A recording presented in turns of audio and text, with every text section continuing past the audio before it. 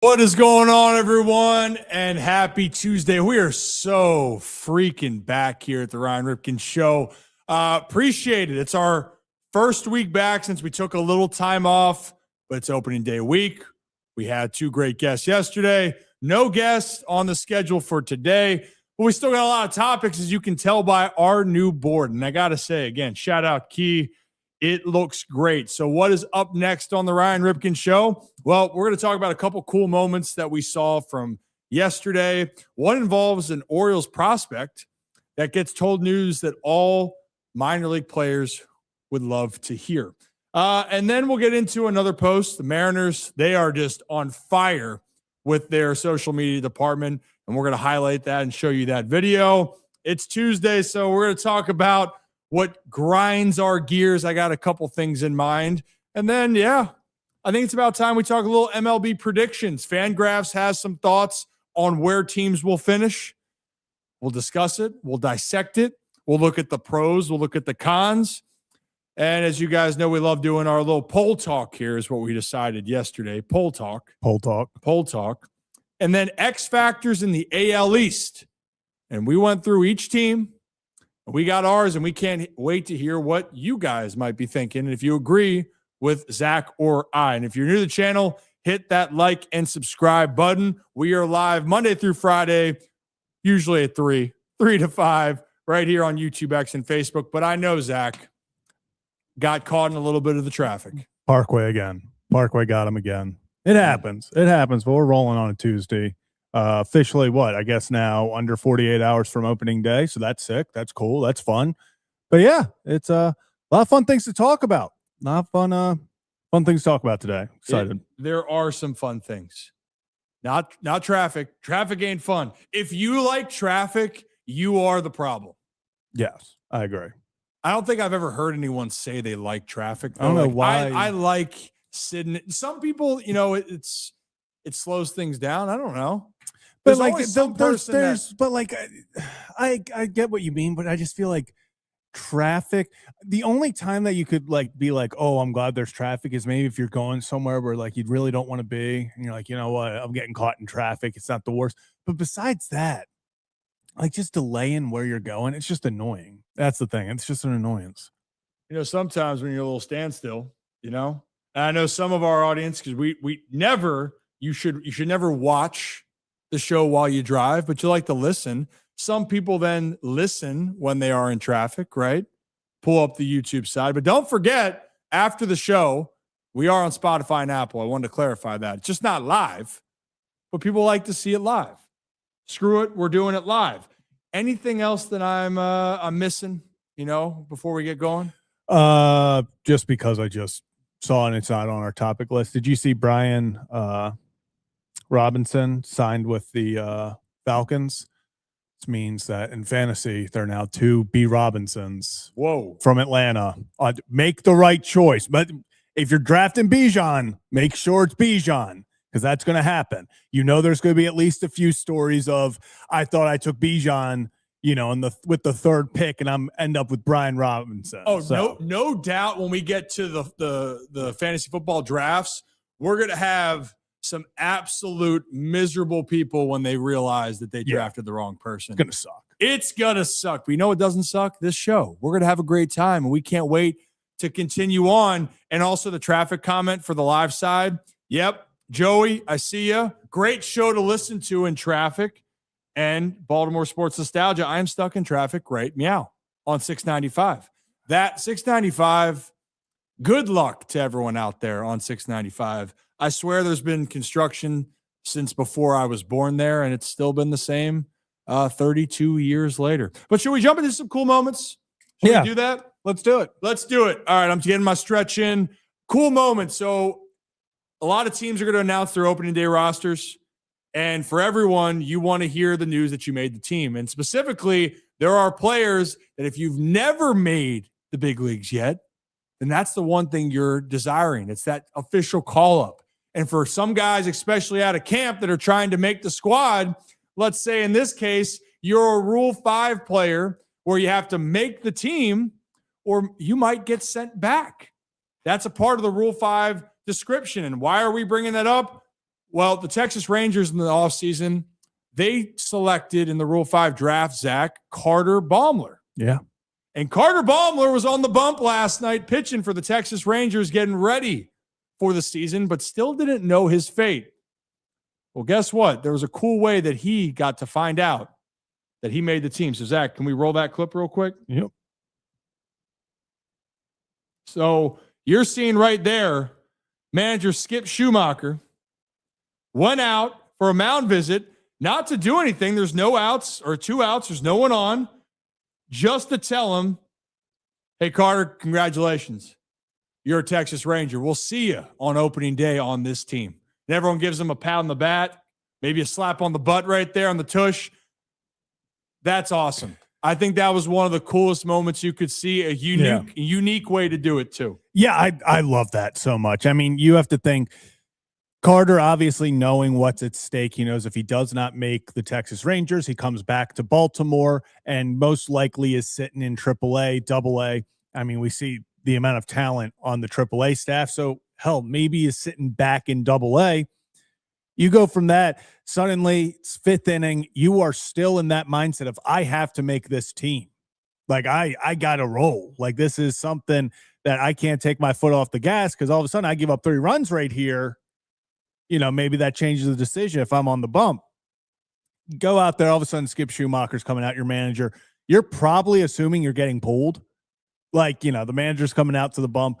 For him to go out there, and I'm sure his heart was racing, because you're like, okay, was this the last time that I'm putting on a Rangers uniform? Like, is this, I'm getting taken out of this game. I'm getting told, hey, sorry, you didn't make the team. I'm out of here. And for Skip to go out there and just be like, oh, hey, no, I'm not taking you out. By the way, you made the team with everyone there. That was a super special moment. And for Carter and the Rangers, guess who comes here next after the Twins? Yeah. We'll see him. Texas. So it's a cool moment, and you're probably wondering, well, wait a minute, why didn't the Orioles keep him then? If you don't put a guy on the 40-man roster, they're up for the Rule 5. Yeah. And so the Orioles didn't protect Carter. The Rangers valued him. They take him, and now he is going to be on the Texas Rangers team on opening day. Now, if you're wondering if this has happened before, Tyler Wells for the Orioles, he was a Rule 5 guy. Yeah. Came over from what I believe was the Twins. Yeah, Minnesota. And Tyler Wells, look what he's blossomed into. It's not necessarily all the time, but there are other examples. I'll give you one more. He was a fan favorite here in Baltimore. Then he went up north. He got a big payday. That's Tony Taters. Anthony Santander was another Rule 5 player, which I believe was from the Cleveland Guardians. Yep, he was Cleveland. So congratulations to Carter. It's amazing. And spring training, you want to talk about earning your spot? 9 1/3 innings pitched, Zach. 10 punchies, 0 earned runs. Yeah, that's the way to do it. Only 4 hits. That's how you earn it, baby. That's a cool moment. And as see some people in the comments are writing, Zach, it's your favorite phrase. How can you not be romantic about baseball? Also saw a Rangers fan comment that they should do the next mound visit to let Jock Peterson know he's not making the team. I didn't say that, but I laughed. I will say that. I guess he's been very much struggling recently. So I thought that was a very funny comment when they're like, the next mound visit, they're cutting people. Well, you know, some people get very creative online, and especially in this day and age, that's where people are spending a lot of their time on social media. But speaking of social media, the Mariners understand social media a little bit, and bravo to the Seattle Mariners, because they have been absolutely on a little bit of a bender with their work. Yeah. But if you've seen a multitude of their videos, it's been sensational. Yeah. But then specifically, Zach, they are just giving the people what they want. Yeah, so they did their own rendition. If you guys remember the old This Is Sports Center, This Is ESPN commercials, where it's just the most out of pocket, just hilarious ways of talking about whatever they're doing at Sports Center and stuff. So they recreated that a little bit, and this is just absolutely brilliant. So let's play this.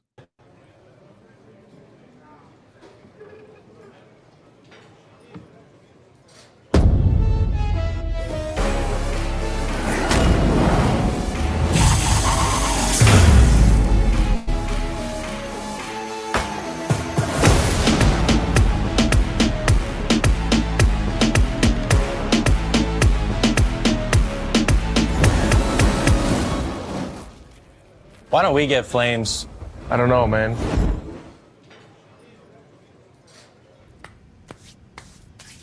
Even better. Good to go.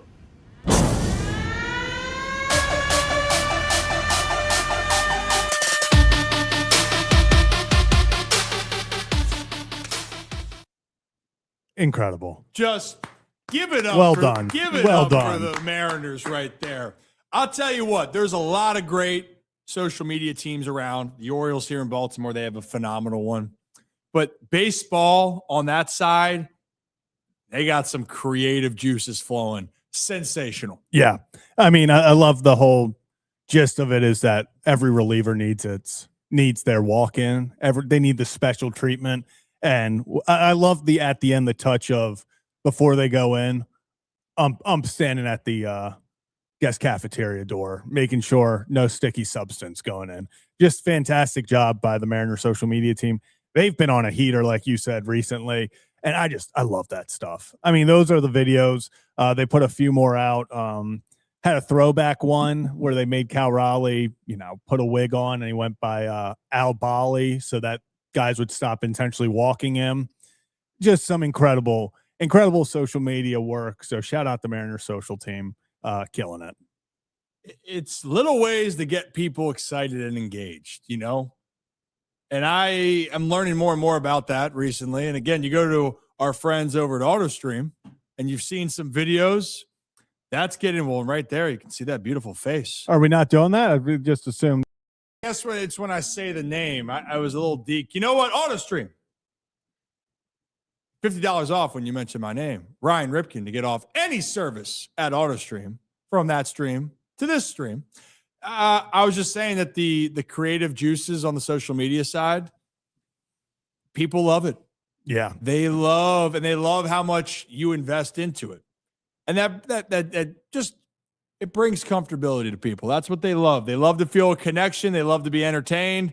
And of course, if your ball club wins, that's just icing on the cake. I lied. Icing on the cake's the social media side. Winning makes everyone feel better. But when you're losing, these clips make you still really appreciate all the hard work that goes into it because this is an experience. It's supposed to be fun. And for the Mariners, they had their best season in quite some time. They were outs away from going to the World Series in 2025. Right there until George Springer had his moment in the postseason that really solidified and put the Blue Jays ahead and sent them to the World Series. But Seattle was right on the doorstep, and they expect to be back there this year.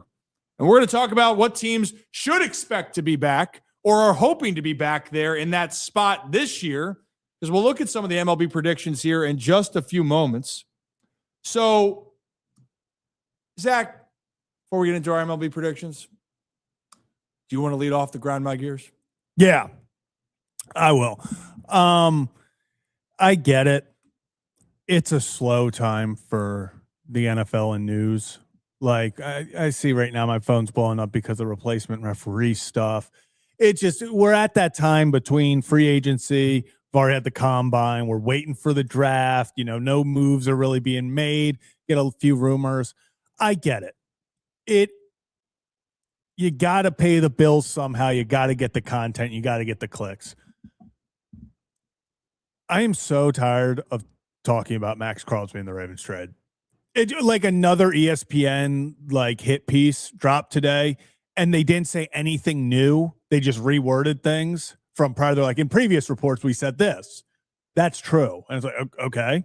And we're going to get another one in a few days, probably next week, where it'll be like, let's revisit the Max Crosby Baltimore Ravens almost trade. It's like, we get it. It didn't happen. Ravens don't look great. Max is pissed off. He's back with the Raiders. It happened. It happened. What, we can move on.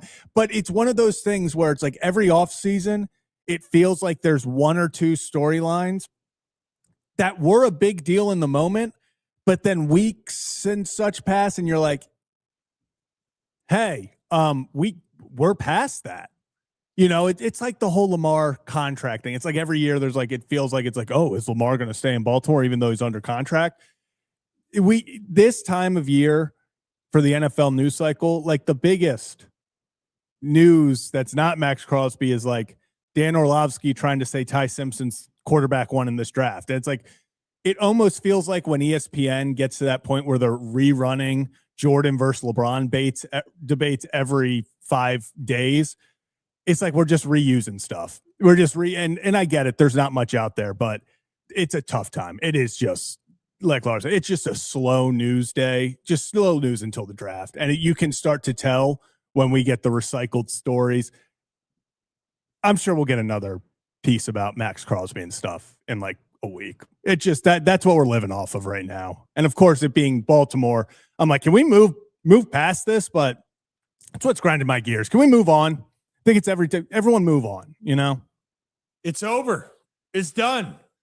Until the Ravens on draft day trade for Max Crosby again, of course, right? Wouldn't that be? So that's just not going to happen. 2 twos. We can't say that you're telling me there's a chance. That one has 0 chance of happening. Let's just emphasize that. That's a good grind my gears. Thank you. Things can be redundant, repetitive. It's over. It's done. You know, how many times can you can say the same thing over and over again? Here's my grind my gears for the day. Maybe just because I was at a grocery store the other day on, getting my list for the week, Zach. You know, when you get a grocery cart and you use it, and you should, but typically there's a spot where you get your grocery cart. And if you go to your car or you're going to a lot, they probably have designated spots for you to then return your grocery cart.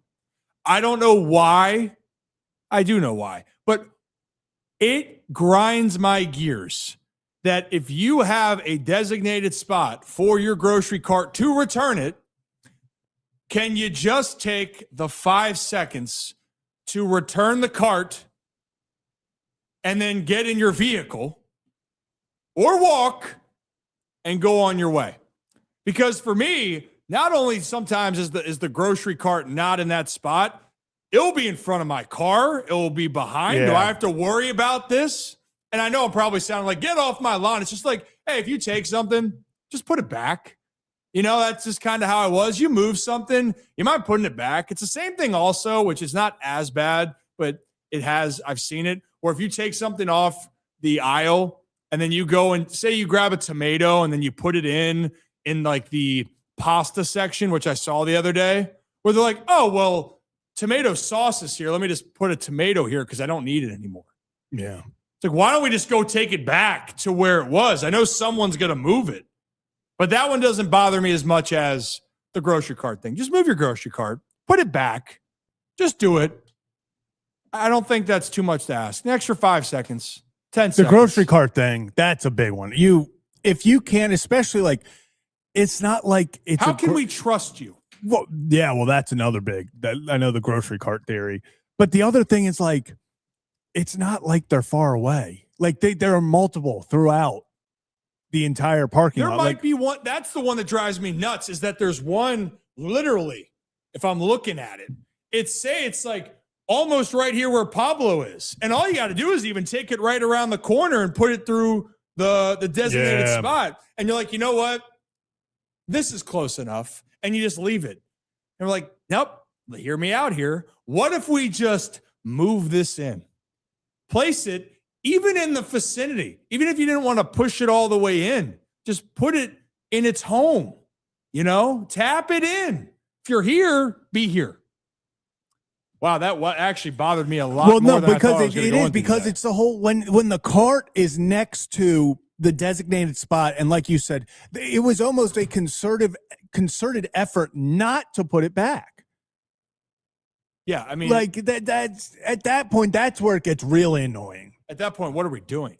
Yeah. How can I trust you to do anything in life? That's what I look at. It's like those little things. It's like, because someone are you someone who are you like a park as soon as you get in, like you're trying to get the closest parking spot to the, I'm not either. No. You know what? When I was younger and I really thought it was really cool to get a spot like that and you feel really good about it. Yeah. Awesome. But if it's not there, I'm not going to overstress. I have understood that I might have to walk the leaps and bounds to get to the grocery store from the other side of the parking lot. But I've come to terms when I go to the grocery store that it might be mayhem already. Yeah. Like I'm expecting to be crowded. I might not know where I'm going. especially if you go to like a Trader Joe's and then there's a million people in there on a weekend and you have no idea what's happening. I've come to terms with all that, Zach. But also, I've come to terms with when I take a grocery cart, I put it back or I put it in a spot. Thank you guys for listening to my Ryan talk, my Rye talk on Grind My Gears. You know what?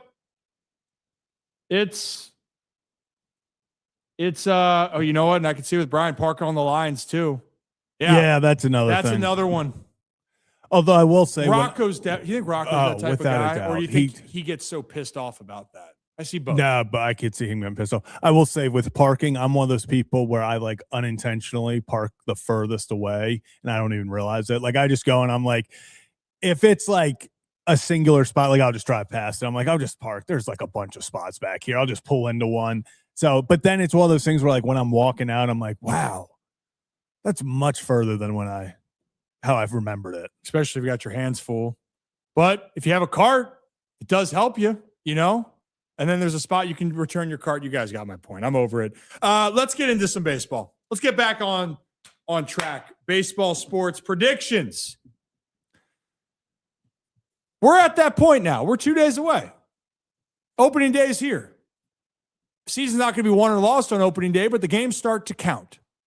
And Zach, we have a little bit of messaging or at least some predictions. Was it Fangraphs? Yeah, we have Fangraphs predictions. So according to Fangraphs here, as you can see on this beautiful screen, 2026 projected MLB standings. The Yankees are the projected winner. No team in the AL projected to win 90 games. That's one thing that jumps off the screen to me. But the Yankees win the East, the Tigers win the Central, and the Mariners win the West. But when we look at all this, Zach, it's why you play the game. If you go to the National League, the Mets, the Cubs, and the Dodgers, which really they're saying Mets win 90, Braves win 90. I don't know how I feel about with all the Braves injuries at the moment. They got I don't a ton. like that. And the Dodgers winning 99. I mean, I think that people were like, yep, that's fine. If you said it was 110, people would say, yep, that's fine. You know, before we get to the AL East, anything of the other five that jump out and stand out to you? Us not having like even the Dodgers not projected to be 100. I mean, I guess technically they're projected to win 100-ish. Also, shout out to at TJ Stats on Twitter for putting this graphic together from Fangraphs. So very easy to look at. Honestly, I'm going to be honest. I think the biggest shock to me is just how lopsided they think the NL West is going to be. Like the Dodgers win this by 17 games, and that's putting the Diamondbacks, Padres, and Giants all within 2 games. And like, I get it. It's a tough division and all of that.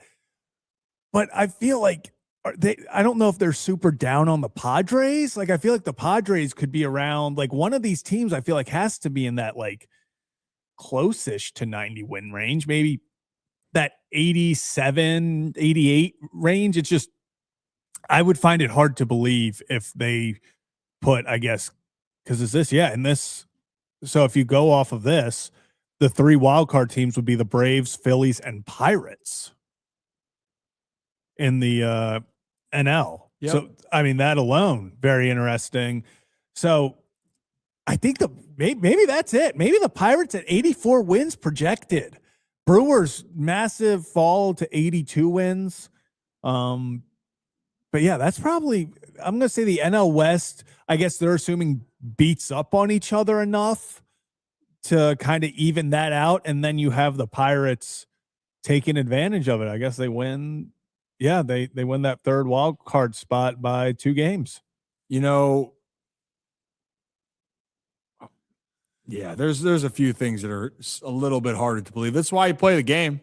Yeah. I love this though. So at TJ Stats made this for Fangraphs too, by the way. I love the projection. Not saying that I love the projections of what they are because of what I think it can be, but I love looking at this because I think it just gives you an idea of there are teams that are going to be closer than we think. Like I do think that the Pirates finishing 2nd in the division could happen. Yeah. I do. I think the Brewers aren't going to fall off as much as they say, but it could happen. That division will be open. I think the AL West, will be a little bit more open than it's showing. I don't think it's going to be 17 game difference between the Dodgers and the second.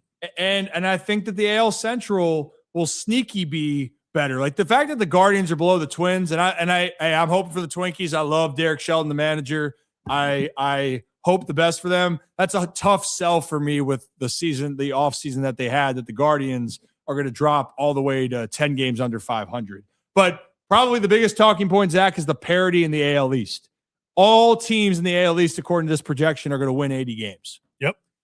And I believe. In this projection, it would be all 3 wildcard teams are the AL East. It would be the Yankees win the division, Blue Jays, Red Sox, and Orioles. I just want to point out, over the offseason, they called me a madman, and maybe I still am, but projections are actually lower than that. I said I think 90 wins the East, just because of how good the teams are, and you have to play your division so much. Teams are going to beat up on each other. I think it's almost a race to 90, and in this, 87 wins get you the division. Not also 88 wins get you the number 1 seed. So I mean the Orioles, if you want to think about if this were to play out, you get the last wild card spot by 3 games. So you're the 6th seed, but you were 4 games away from being the 1st seed. You were 3 games away from the bye with the 2nd seed. So I kind of, obviously I don't agree necessarily that the Orioles 4th. I think they can finish anywhere from 1st to 4th. Honestly, 5th, because like we always talk about with the Rays, but I would not be surprised if the entire AL East wins 80 games. It's going to be, I don't think this is a division that gets 95 wins. Like, it's just because of how often you have to play. So in this case right now, so people know, you're not playing your division like you did before, where it was 18 games, 18 each. Now it's 12 each, I believe. Yeah, it's 2 home series and 2 away. Yeah, that you face those teams. And when you have a tougher division, more than likely you're going to have teams go in there and slug it out. Now, in the year when the Orioles won back in 2023 to win the division, they were very good against the American League East, and it's a huge reason why they won it. But if we want to go back to years past here, I'm going to just to pull up some standings to give people context from 2025 and beyond here. Let me get that expanded here. The East, Toronto was 29-23 in the East. The Yankees were 27-25. The Red Sox were actually the best, 32-20. And the Orioles 20-32. 22-30, and the Rays were 20-32 against the AL East. So the Orioles were actually had a better record than the Rays. Problem was they weren't really good against the rest of Major League Baseball, and they were 24-24 against the AL and NL respectively. So when we're going back to 2024, the discrepancy, you want to guess who the best team against the AL East was in 2024? Was it the Orioles? The Baltimore Orioles. Yeah. Baltimore was 32-20 against the AL East, and they got 91 victories. Mm-hmm. But the Yankees won the division, and they were 26-26. Down the road, Tampa, 80-82 finished. They were 26-26. Boston, 81-81, 25-27 versus the East. And the Toronto Blue Jays, 74-88, and 10 games below 500 against the AL East. Last year, again, to reemphasize, Toronto was 29-23 against the AL East en route to winning the division. Baltimore was 32-20 as well in 2023 when they won. So you get my point here, Zach. You at minimum have to finish at 500 with your division. Yes. And even if you don't, it's okay. But you're going to be fighting your way up. Because Boston, New York, and Toronto all finished above 500 in the division, and all of them made the postseason. I think that that's directly correlated. The Rays and the Orioles were 8 and 12 games under, respectively. Tampa finished 8 games under 500. The Orioles finished 12. So it's going to matter. I think the question's going to be, who do you see making these jumps? I see some comments in here about we could see a regression from the Blue Jays. There are question marks that the Blue Jays are going to have. For those that want to argue about their offense, Zach, Yeah. because you'll lose Bichette, and we'll get into maybe and for the X factors of why, because that's how it's going to look. Where they regressed in hitting, they're going to have a positive regression in pitching because they actually weren't a great pitching team last year from an ERA standpoint. They were 19th best in baseball, but they were number 1 in hitting. So something's got to give here. And so I think that could have them come back a little bit. The Yankees are banged up a little bit in the starting rotation to begin the season. They got some dudes, but can they get off to a fast start, and can their offense around Aaron Judge continue to produce? Boston's pitching's better, but they lost Bregman, but they added Contreras. The Rays are the Rays. I think the Red Sox have the most fluctuation. I think they have the widest range of where they can, because I think if everyone puts together, Roman Anthony takes that step, Marcelo Meyer, we'll get into all those guys, can take those steps. The pitching takes that step, or Aroldis Chapman is still dominant closer like he was last year. They could be really good. But this is also a team that a lot of their starting pitchers, Sonny Gray, Garrett Crochet, Bello, like they've dealt with some injuries. Obviously, you lose Bregman, like you said, you get Contreras. Will that be as big of an impact? They could also, I could see them, winning 90 games. I could see them winning 78 games. Like, I think they have the biggest kind of fluctuation of where they could end up. I will say this, though, leaving the AL East for a second. Have the Pirates gone from underrated to overrated?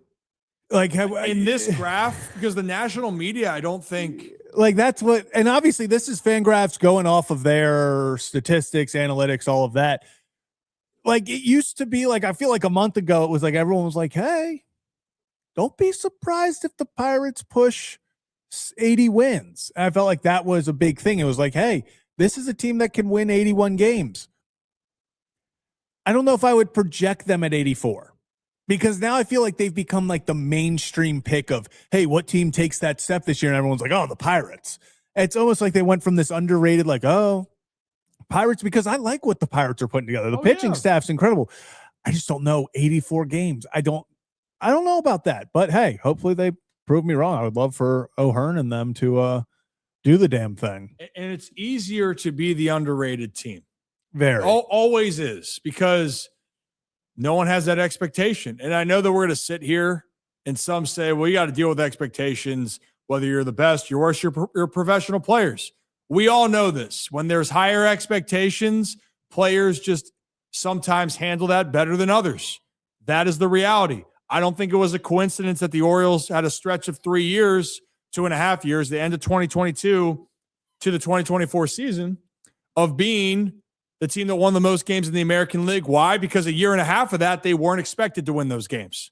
Even when they were winning in 2023, people were loving the journey, but still weren't buying into them winning it until they finally won the AL East. And it was, wow, they won it and they're the number 1 seed. And then it was, they're going to take a jump, but are they the big dogs on campus? Well, they had a great year, but 2025 actually was that everyone said, okay, these young guys are taking the step. The pitching's a little bit banged up, but they're going to do it. And then they took a huge step back. And I think part of that was obviously injuries. They didn't play the game fundamentally sound enough in moments, and they didn't play well enough, and they took a step back. So now the Orioles, they're in this position where they're not fully underrated, Zach, but they're also not overrated. I think if we're looking at Baltimore, they are somewhere in the middle. I think the fan base and people have the expectation to see a jump up. Mm-hmm. I know ownership is going to want to see a jump up. And if the Orioles don't make those strides, they're going to have more conversations. Yeah. But I have no reason to think that the Orioles couldn't be that team on top, because of the fact that they do have the most depth they've had in the starting rotation. They do have more veteran leadership and star power with the bats, plus your young players that are developing behind, but there are some uncertainties. So you're right. There's probably been more talk about the Pirates, and I think they're more overrated for their ranking, but where the Orioles are ranked, I think that is an underrated part. I do. And I think that would play in their favor. I agree. I also do want to point out, because I see Mouse Talk talking about only 3 teams winning 90 games. This would actually, so 3 teams winning 90-plus games since 1993. It's the lowest amount of teams to ever in a season combined to win 90 games. It's happened 8 times, so this would be the 9th time since 1993 that only 3 teams in Major League Baseball can get to 90 wins. And as he pointed out as well, 0 teams in the AL to 90 wins. I mean, one, I will say this. If this is how it plays out, September is going to be hell, because from my count, this is literally the entire, take out the White Sox, the Angels, and I guess the Guardians, Twins in this. Every other team is within 4 games of the wild card. I mean, it would be, and not only that, almost every team, once you take out the White Sox and Guardians and Angels, every team is within 8 games of the number 1 seed. So September would be a stress fest. Sure, Major League Baseball would love that, because talk about games meaning something for almost everyone. But if this turns out true, those final few weeks where, I mean, the Orioles would be fighting for that last wild card spot, but also, hell, you're still fighting for a division if you're only 3 games back. I mean, this would be a stress level that I don't know if a lot of fan bases have seen over the past few years. If everyone outside of about 4 teams is competing for an AL wildcard spot. Great for baseball, though. Let's put it this way when it comes to the AL East and a team not winning 90 games. Zach, I just keep going down through the standings. Mm-hmm. I'm looking for it. But when's the last time the AL East has had a team that hasn't won 90 games? Oh. Besides 2020. Yeah, full season. I'm keep going down. I was going to say, I there's not one in memory that I could think of. Well, that's great. Since you were born, Zach, and you were born in 2001, correct? 2000. When you were born was the last year a team didn't win 90 games in the AL East. Happy birthday crazy. To you on that. Yeah, for 2000. You know what? I showed up and shit changed. All of a sudden, the AL East was like, we got to put it together. The last time the AL East did not have a 90-game winner, 2000, the New York Yankees won the division with 87 wins. Boston finished with 85 wins. Toronto had 83. The Orioles had 74. And the Tampa Bay Devil Rays at the time had 69 wins. Nice. The New York Yankees ended the season on a 7-game losing streak. Oh. To still win the division. So to give you that idea, and by the way, around the rest of Major League Baseball that year, the White Sox and the Indians at the time, Cleveland Indians, they won 95 and 90 respectively, and the A's and the Mariners each won 91 games. It's the last time that the AL East did not have a 90-game winner. So keep that in mind here. When we're looking at these numbers, we will see something historic if this happens. But history's told us we haven't seen it since the turn of the century in 2000. So something's got to give. I am excited. I got no problem, Zach, as far as if any of those teams would be the ones that would project to win. But I'm also, if there's another team I'm not going to sleep on in this, I'm going to watch the Reds. I'm still curious how they're going to be. Yeah, I don't know. That's a team that could finish very well in 4th or 5th, or could be that second team flirting with a chance to win the division. That's what I was going to say. Like, you look at their team, especially the pitching, if it can stay healthy. I know, obviously, Hunter Green, it looks like maybe Chase Burns as well won't be on the opening day rosters. The Reds, I mean, God, one, you just wish they could have gotten Schwarber, because that would take this lineup to a different level. Eugenio Suarez, I think back in Cincinnati, very hitter-friendly Ballpark at Great American. Maybe we see Eugenio Suarez hit those 40 home runs again. I mean, that would be a massive bounce back for that lineup that kind of lacked some power, I felt like last year. I agree with you. I think the Reds are a team. I hate seeing them at 77 wins, but I'll say it. I don't think that's unrealistic. But also, like you said, Ryan, if it would have put the Reds where the Pirates are right now at 84 wins, I'd also go, yeah, that makes sense, because they're so talent or I guess young talent filled, that team has the ability to really step up. And I'll say it. I mean, I know the Brewers are the Brewers and they're going to get theirs. No one in the NL Central scares me. Like I don't stay, like the Cubs are the de facto, hey, they're going to win the division. The Brewers are the usual, like no one's going to predict them to win the division, but they probably win the division. Now you got the Pirates kind of being that hot team. Cardinals are in purgatory of they just got to get rid of all their old guys and hope that some young guys step up. I don't think they have any plans of competing this season. And then you get the Reds as like that wild card team. I would call the Pirates a wild card team as well, but I feel like we're kind of overhyped them past wild card team. Yeah, Reds up there. And I still can't get over the NL West. I just don't see a way that the Dodgers win the NL West by 17 games. Now with Gavin Sheets out there with the Padres, not in hell. Hell's going to freeze over if that's the case. Yeah. Well, Gavin's going to go out there himself and make sure that don't happen. Yeah, we should talk to him about how does he feel that they're saying the Padres are going to finish 19 games behind. And they're saying they're specifically saying Gavin Sheets sucks. Yeah. That's what I'm reading into this. Is that they don't believe in the fighting Gavin Sheets. It's the only way that we can interpret it, unfortunately. That's pretty foul. It's pretty foul. But this is why you play the game. Because last year, if we're looking at the standings, the Toronto Blue Jays were the last place team in 2024 with 74 victories. They won 94 to win the division. If you want to go to all these projections last or the year before to prior, in 2024, the Detroit Tigers missed the playoffs. Last year, they lost the division, but they made the playoffs. 2024, the Mariners, second place, they won the division, which a lot of people projected. But it doesn't always go the way that you see them. Now, the Blue Jays made the biggest jump. The Reds, who made the playoffs last year, they finished in fourth the year prior. Now, if you think that the Colorado Rockies make the biggest jump, I tread with caution. But you know what? They're going to have a great time out there anywhere because that's a beautiful damn place to play and a great place to watch a ball game. But in Baltimore, with all the upgrades and with everything happening, there's one thing in mind.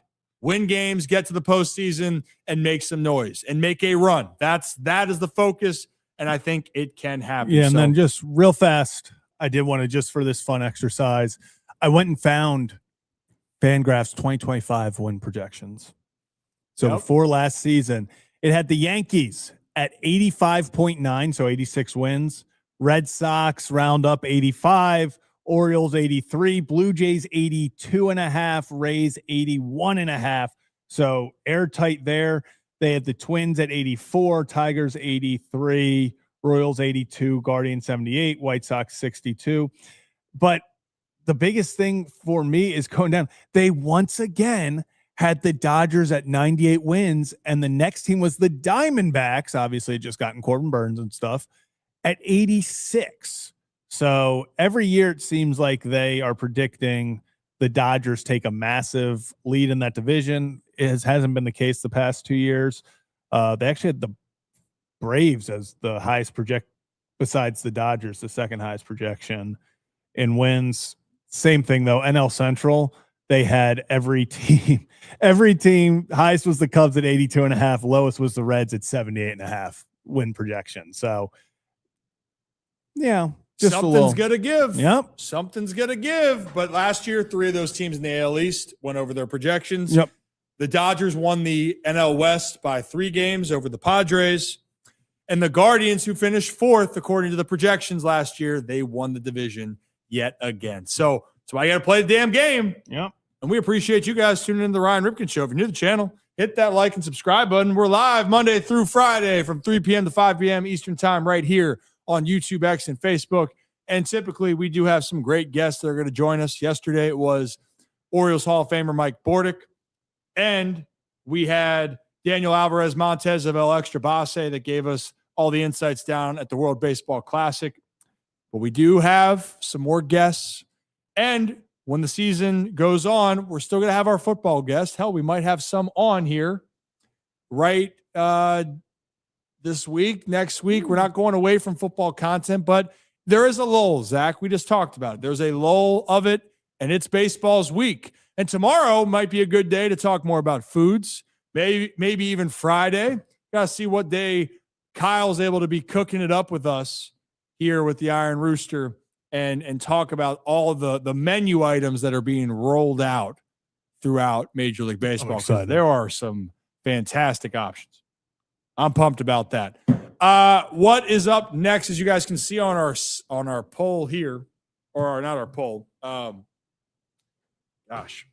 our rundown. Our rundown. No, I'm sorry. My earpiece. So we got Studio Pup in here. So he's been running around and knocked the piece out a little bit. Where'd he go? He's right there. Oh, he's fine. So Studio Pup knocked out the earpiece earlier. We have changed our poll. It is poll talk, not Brad's poll, but poll talk. And then we want to talk about X factors. But Zach, you've had a poll going on since the start of the show. Yeah. What is the poll today? It's a murder. I should have expected. I thought some things would put up a little bit of a fight, but I asked, what's the best opening day ballpark food?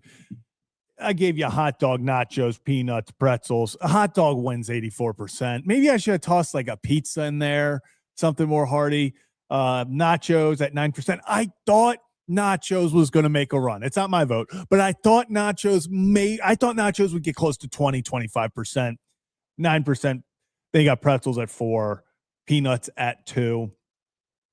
I really thought nachos was going to make a run, but I can't say I disagree with the poll.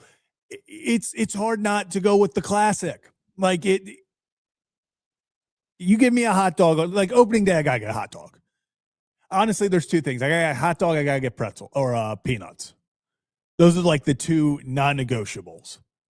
But after that, like I thought nachos was going to make a run. Like I thought people were going to be bigger nacho people. Really? I feel like nachos has gone down, this time in the sports landscape. I think it was hot, and then little by little it's dropped. I could see that, but I'm thinking like just the nostalgia of it. Like I can't remember the last time I got nachos at a game. I've got nachos at hockey games recently a lot. Okay. But that's a different viewing experience. Well, yeah, that's a completely different viewing. Maybe you need a little chili. Bit. Chili is the cheese warm? The nachos is it warm? So get some jalapenos on, some jalapenos. Trying to warm up a little bit. When you're outside, it's just dog, a beer, popcorn, peanuts. Well, I thought I'm not gonna lie. I thought peanuts and nachos were gonna put up a fight here.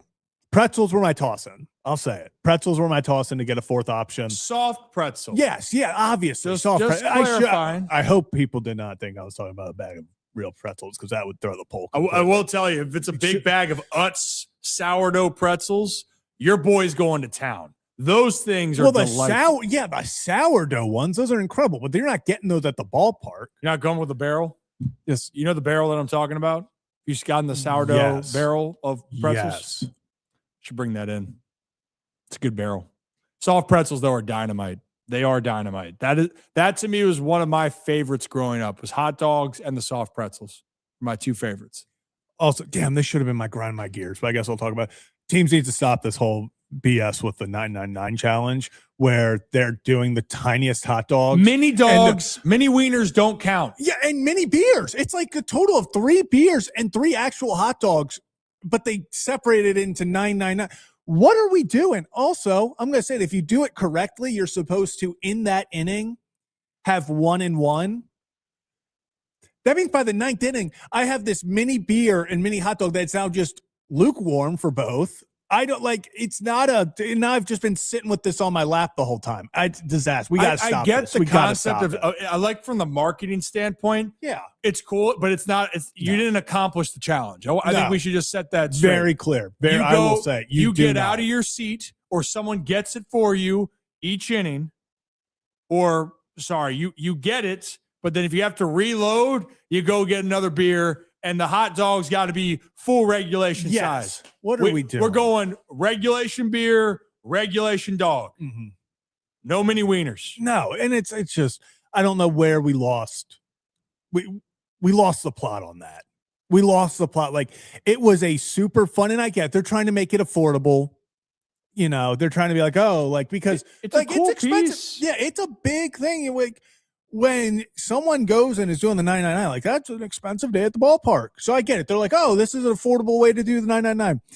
No, we can't accept this. If we start cutting corners for this, what challenge is next? You know, it's like, I just don't know where we stop. So we have to stand strong against the mini hot dogs and beers for the 999 challenge. It's not a real 999 challenge. And you could tell yourself if you went to the Mets, I think the Mets are the one that are running the yeah, they're the second. The Phillies did it first for the playoffs, and a lot of people hated on it back then. I think it's the Mets now. Yeah, I think it looks cool, and that's great. If you say you did the 999 challenge and you show me a photo of that, I said that's a great. Sounds like you enjoyed your food, but I award you no points, and may God have mercy on your soul. If I'm quoting Billy Madison. Because that's not a challenge. That's just you enjoying the mini dogs and a little beer. It's like the flight challenge. Like, you know, if you go and get a flight of beer at a brewery, that's essentially what it is. Here's the flight. Literally. Here's the flight. Did I say that I drank then 6 beers? No. I had 6 on a flight. Yeah. Oh man, I was hammered. Took 6 shots of beer. Like it's not the same. Yeah. That should have been my ground. I hammered 6 beers. Oh, you're talking about these little puppies? Yeah, you took 6 sips of beer. That's just not. Yeah, so I'm glad, and I'm glad the chat is also with us on that. There needs to be I want a label on those boxes saying like this does not count towards an official 999 challenge. Full disclaimer. Yeah. I would still love to sample it. I would love to sample it. I would do it in a heartbeat. I'll do it, but you know. Do we do our own 999 challenge watch party here one night? We should. That would be, and that's all those things I know we all like. We could get the burner out. We could boil some dogs because it'd be hard to grill in here. Yeah. We need a hot dog roller. Yeah, that could be in the budget. We could boil the dogs. Okay. Boil the dogs. We'll get the beer cold in there. Yeah. We'll get some breaking. Oh, I don't know if I was going to say breaking Bradish. That's a heavy. But that's a heavier beer. Yeah, that's going to be a heavier beer. It's a heavier beer. But we should do a watch party one night. Maybe that's a part of the 24-hour stream. Yeah, maybe that's the end of the 24 hours because doing that at the beginning would set up the 24-hour stream for a very interesting 24-hour stream if we did the 999 challenge to start. I feel like that would be a real tone setter. I don't know if we could keep that energy for 24 hours. I kind of want to do it as soon as possible, but I don't know if we actually have the timing to do it. Yeah, I was going to say, I don't know if we have the wherewithal to get this, but I feel like we've got to be, I feel like we got to do a 999 challenge. That would be fun. That would just be, I've always wanted to do it. But another thing, like you kind of point out, you got to probably, like doing it at the ballpark. I saw people doing math here. It's expensive. So it adds up. Oh, very quickly. So it's definitely probably more of a budget-friendly at-home challenge. Or in the studio. I'll tell you what, I know I'm going to struggle. The full challenge, I will struggle. I know it. Yeah, I'll also say this as well. We're on the, like J.J. Watt, when he did it and he was done in the 3rd inning, that's not the point. Like, it's supposed to be each inning, you have a hot dog and a beer. And some people are like, oh, the pitch clock changed it. Good. Makes it more challenging. You know, you get quick innings. But I don't like the, hey, how fast can I get 9 beers, 9 hot dogs down? And JJ Watt is posting on Twitter in like the 3rd inning, and he was like, challenge complete. Part of it is in the 9th inning, you've been sitting there for 2 hours on a very consistent hot dog beer. There is a structure that needs to be followed. So we'll work on that. Yeah. We'll work on that. A Ryan Ripken Show watch along 999 challenge. And then we'll actually send boots on the ground to do it. I know Rocco's been chomping at the bit to do it. Could send you, could send Kevin. Oh. Kevin keeps Kevin we'll get him keeps corn claiming. dogs. I was gonna say he needs corn. He wants to do 18 corn dogs. I was like, Kevin, that's not how math works. I was like, just because you like it better doesn't mean you can double the corn dog. What if we, and I've seen Brooks would say we'll join. Maybe we do have a collective one at the ballpark, and it's just that would be a 999 challenge. Whoever's there for that day. That'd be something. That can be something. Well, I think we got to figure out some logistics, but we did figure out that it's been a landslide in this poll, right? Yeah. What's the numbers at the moment again? 84% hot dog. Dog, man. Just a classic dog. Can't wait to have a plain hot dog on opening day. Nothing like it in my book. But before we get to opening day, where was I going to go with this? I was thinking about a couple things we needed to discuss. But you know what? Screw it. The only thing I keep thinking about is who could be the one guy that gets this team or any team over the hump. And since we just talked for the longest time about the AL East, and we talked about how close it's going to be, and apparently no team, according to Fangraphs, is going to win the AL East with more than 87 victories. Mm-hmm. Right? That was the number 87? Yep, 87. So whether that happens or not, we got to play the game, but some players are going to have to be the X factors. So we have created, Zach and I, a list of X factors in the AL East. We'll go through it pretty quickly, and then we'll end with the Orioles because I'm sure some of you are very interested to think of who we believe could be the X factor that can take the Orioles from finishing fourth to being a wild card team to win the division or hopefully going on to places that they haven't been in quite some time. So if we're going to start at the top, according to those graphs, let's do that. And obviously we'll end with the Orioles. I know they were fourth, but let's do the Yankees. And Zach, the one guy, and I've looked at this because the New York Yankees are a little bit banged up on the pitching staff to start the year. They have some very good depth. I think the Yankees have guys down in their system and rotation that are very capable. But the one guy that I am looking at, that I'm eyeing as the X factor for the New York Yankees, it's Ryan Weathers, a left-handed pitcher that they acquired from the Marlins this offseason. And you've seen him probably throughout camp. He can get up there to 97 plus. Now, injuries have been a hard thing for him recently. He's missed some time, a good amount of time. But over the last 2 seasons when he's been on the mound, sub-4 ERA in both years. But again, the biggest thing with pitchers is health, being available. In the last couple of years, he hasn't started more than 16 games. Last year, it was 8. But if he is healthy, Zach, I think that starting rotation is going to be very good.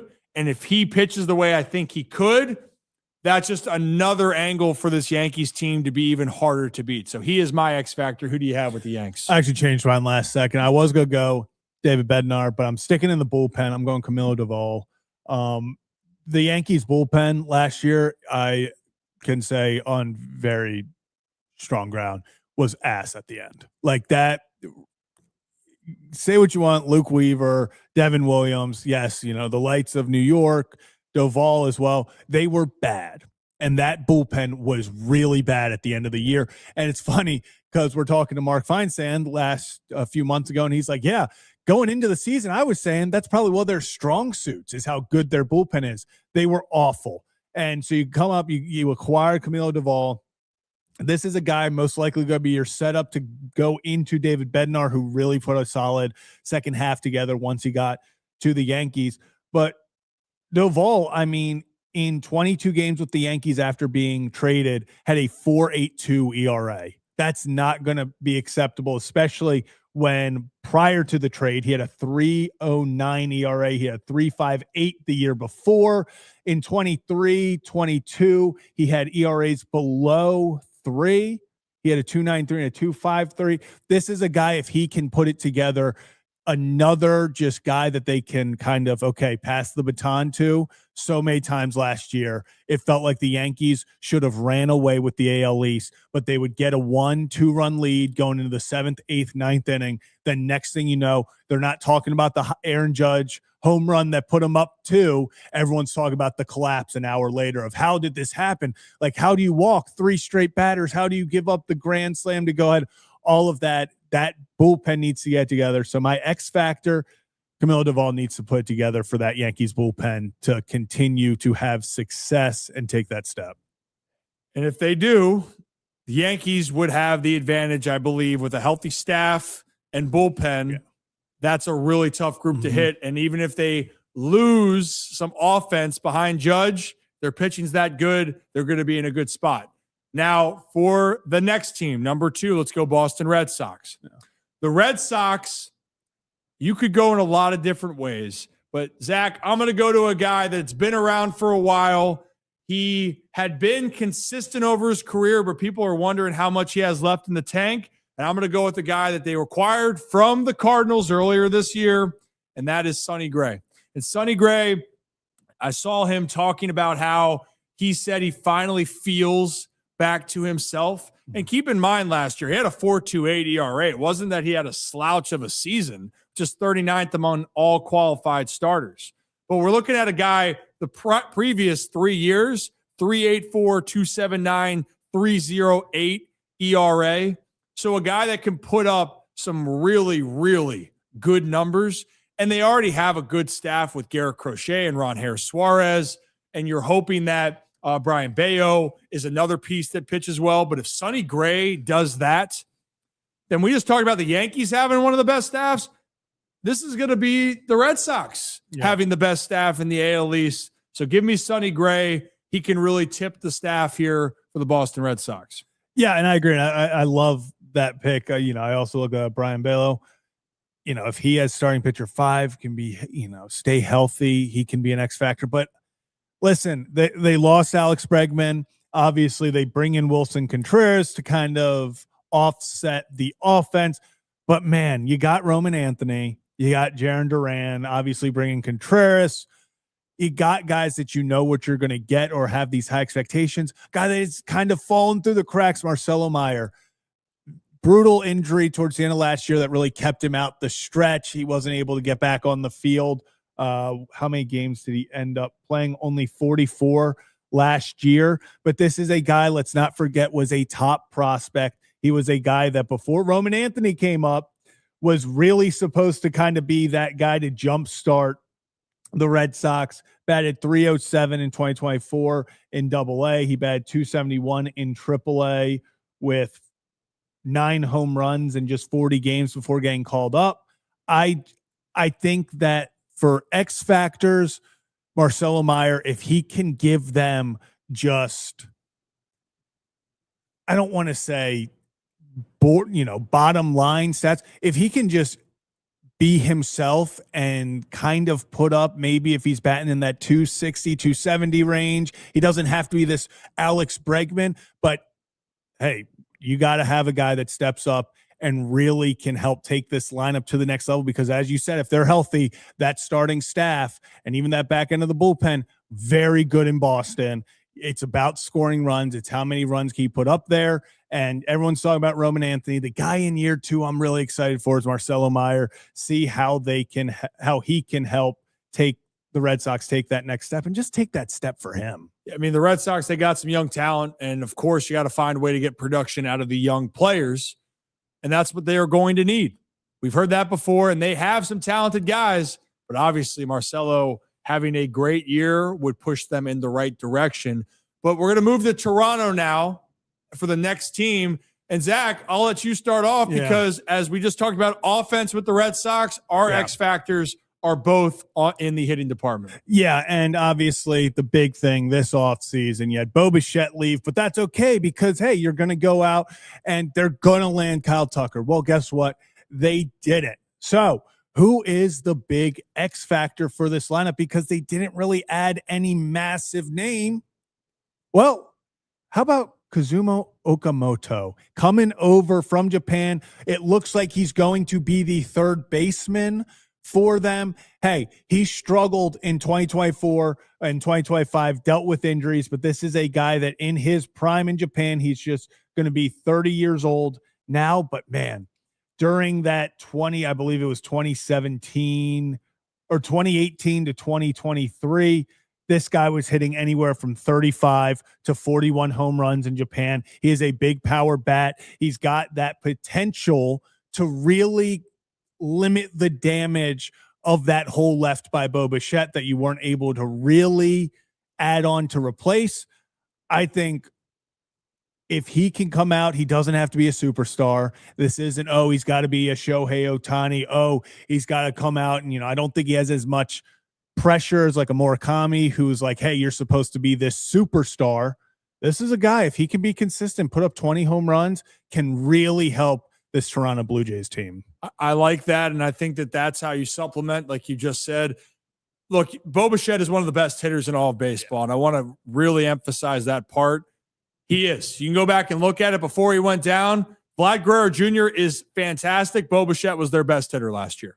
He was. And George Springer had a great year. Bo Bichette was the better hitter last year because of everything that he can do and is capable of. So you got to fill in the void. That's one way. Another is a star that you have that you hopefully ascends to a superstar. And mine is Addison Barger. And if you watched at the end of last season and in the postseason, he looked like he is set up for that. I mean, he was dynamite last year in the postseason, Zach. A guy that was locked in, had the moment in the World Series, could have had another moment as well later on in the World Series with the ball that got stuck.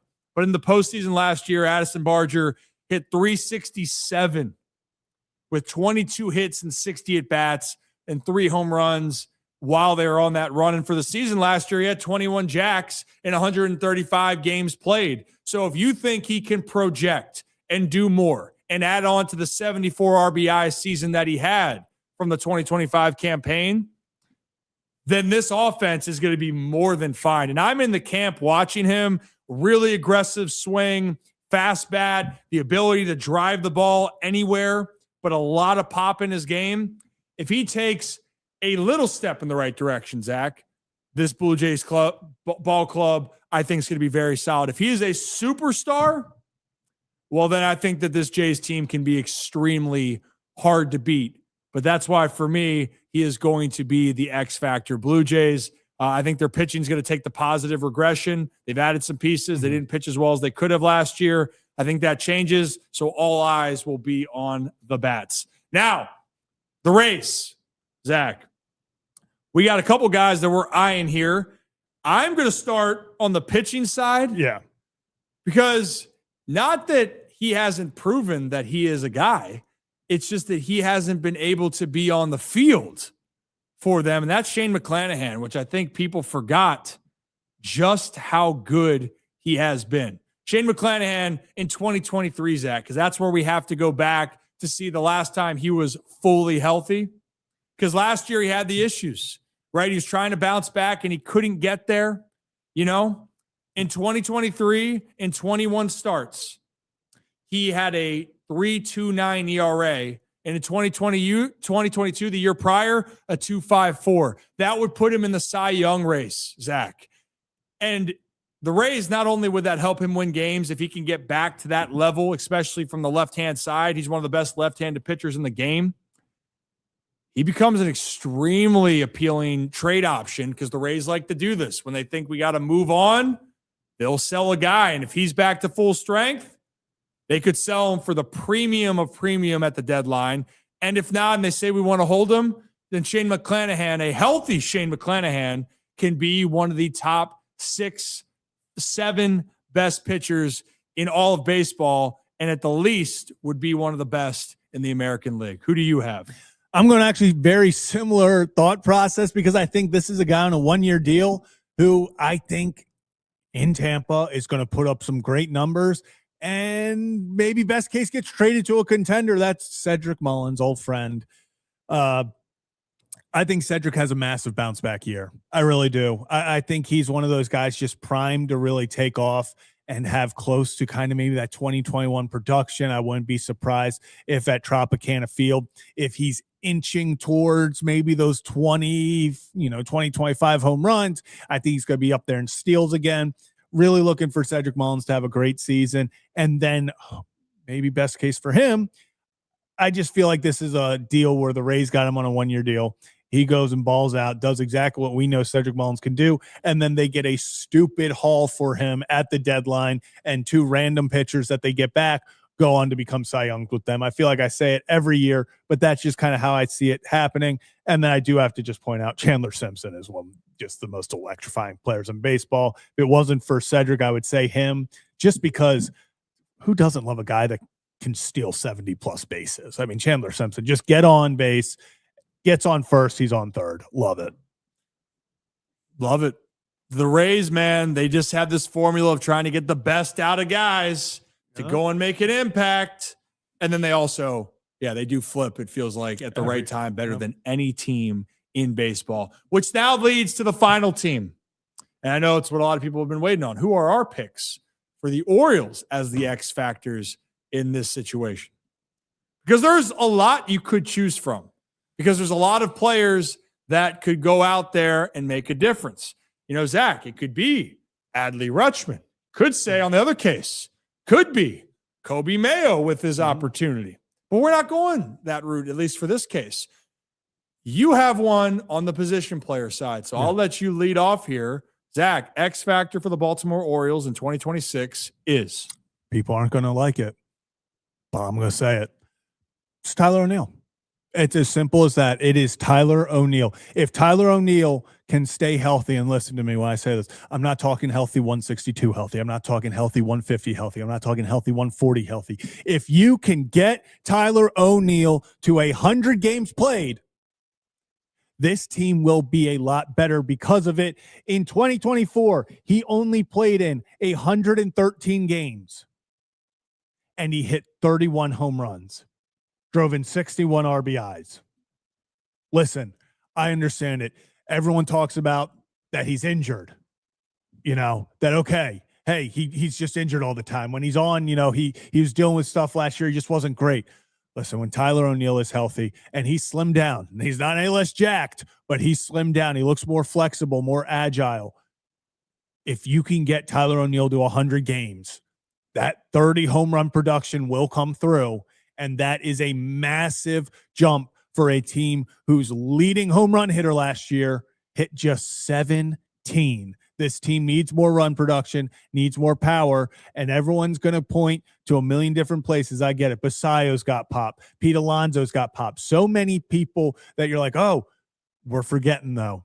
Tyler O'Neill, if he's playing in 100 games, he's going to hit over 30 home runs. That's what he does. Tyler O'Neill, X Factor. And that is the biggest part, getting over 100 games. And since 2021, where he played 141 games and he hit 34 jacks that year, he's only played over 100 games that 1 year in Boston.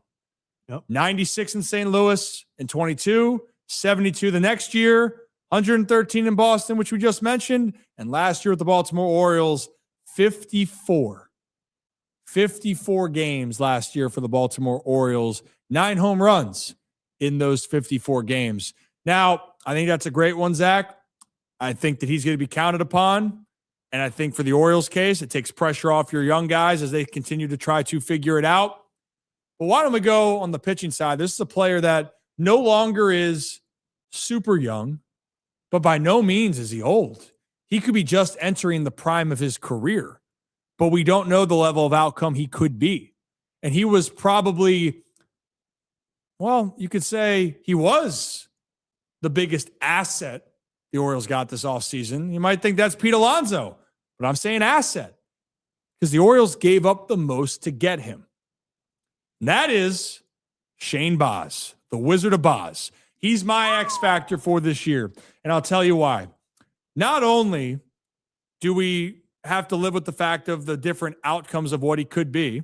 Last year, coming back from Tommy John, he pitched 31 games and had a 4.87 ERA. And yes, his ERA was significantly higher playing in the spring training facility of the New York Yankees for his home starts.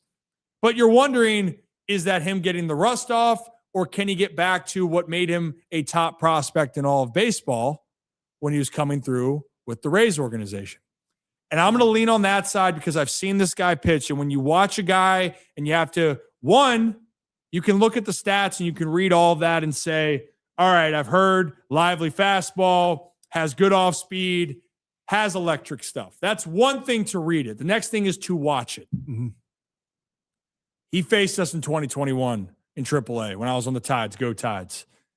That dude has electric stuff. He has it. It has the zip with the fastball. It can command, and the ball can go so many different directions. If Shane Baz becomes who the Orioles think and who I believe he can be still, the Orioles, in the theory, Zach, could have the best 1-2-3 in all of baseball, and it wouldn't be close. You could have Trevor Rogers, Kyle Bradish, and Shane Baz, who, by the way, if Trevor Rogers is 80% of what he is, he's an all-star and probably a top 12 pitcher in baseball next year. Kyle Bradish, if he is healthy and is the Kyle Bradish we've seen, he was a top 4 Cy Young candidate in 2023. Oh, and then by the way, Shane Baz here, if he can enter that discussion, the Baltimore Orioles will be extremely, extremely hard to face on a night-by-night basis just off of those 3 guys alone. But there's a lot of uncertainty because you don't know what can happen. But that's why the Orioles, their rotation and how they're viewed can be on the arm of what Shane Baz can be. And he proves to do it this year, Zach. Then it gives you a lot of excitement of what he can be and prove to people in Baltimore, maybe the ace or the aces, you've had them now all along. They're here. But time will tell, and we're going to get the first glimpse of that when he pitches opening weekend in Baltimore. But it's a lot of exciting factors, and that is my X factor for the Baltimore Orioles. But let us know who you guys think when it comes to the Orioles and who you think, if you agree with us, disagree. There's a lot of great candidates. Like I mentioned, Adley Rutschman, I feel like is always a good candidate for an X factor. Colton Cowser, Zach, he could be a great X factor. So let us know who you guys think. But that's what we have for that. If you're new to the channel, hit that like and subscribe button. Ryan Ripken Show. We do this live Monday through Friday right here on YouTube, X, and Facebook. Yeah. Hell yeah. You know what? We don't have like a finisher like we did last show where we're just ripping Nickelback songs back and forth, which then I got a little bit excited, ripping some Nickelback over there for the breakdown. For the breakdown. Dude, got some hits, man. Hits. I agree. Hits. Plural. Remember that the trend on social media though, for those that are saying about who hate Nickelback, and it's all those people that are going, turn that shit off. Yeah. And then it's prison gates won't open up for me. That. Yes, I have seen that trend. I might need to bring that back. Might have to. Might have to. Might have to. Might have to. I've seen a comment. I don't know if I was not a Hannah Montana guy, for the record. I feel like she had some bangers. I like some Miley Cyrus songs. I know it's Hannah Montana, but not like. Well, that's what I was considering. I guess are we like under? They're two. No, they're okay. not. I get that different. they're two. Well, like they're the same. I don't know if you watch the show. It's the same person. So, but just saying. I'm aware the Miley Cyrus plays Hannah Montana, but they are not the same, in my opinion, when it comes to the music. All right. I'm just saying, like Hannah Montana had some bangers. I wasn't. It's The Climb. I think that's the song? I think that's Miley Cyrus. No, that one I am for. You want to look that up? Yes. You should look that up. But you know who doesn't have any discrepancy on what their name was Nickelback. All right, so here's what I have. So what you found out? That Ryan's right? that what you want to tell the because class? it's saying by the climb from 2023, but that's not the song. All right, this is even. All right, so they have now specified on the official thing, the Genius page, it is The Climb by Hannah Montana and Miley Cyrus. That doesn't help. I don't like that. We can't do at all. both. We can't do both. That doesn't solve our problem here. That only makes it more challenging. It's from the Hannah Montana movie. Okay, so then we can give that. But that's Hannah. why I'm just confused why now we're just putting both together. So my point is, after that, it's the Miley Cyrus full era. She had some bangers. Hannah Montana didn't. And I don't know how we got onto this at the end. I love it, though. Maybe that's how the show should end. Just completely going back and forth on who has some freaking bangers out there that we need to properly address. No? I'm trying to see if they have a Hannah Montana versus Miley Cyrus like playlist. Yeah. Thoughts. Yeah, I'm trying to see. We're just asking a lot of good questions here. But again, you know who doesn't have that problem? Oh, this was a horrible time to have this conversation. So I guess they just announced, like, within the past day, there's a 20th anniversary rerun or something of Hannah Montana. So I'm like, why is all this Hannah Montana stuff out like very recently? So I guess that's a thing. For the record, if you go on to Spotify, they have a This Is Hannah Montana public playlist, and the album says Hannah Montana, Hannah Montana, Hannah Montana 3, Hannah Montana the movie. You go and search Miley Cyrus, they don't have any of those Hannah Montana songs on there. Okay? That, you know Okay, what? Pumpkin? Way to stick to a bit, I guess, if we're separating them. Yeah. I take pride. I love my music, man. I do. I love my sports. I love my music. And we love all of you here at the Ryan Ripken Show and our Ryan Ripken Show community.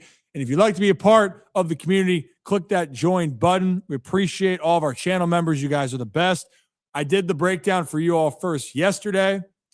And we are also trying to schedule a specific day for Rip After Dark. Rocco got all fired up about that, to try to do like a Rip After Dark twice a month.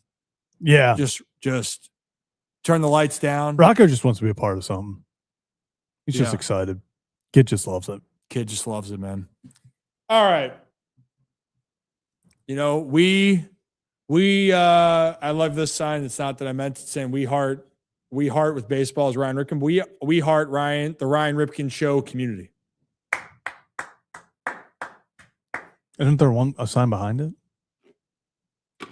Be more kind. Yeah. I was going to say, you're holding two signs. Be more kind and push your grocery carts back to where they should go.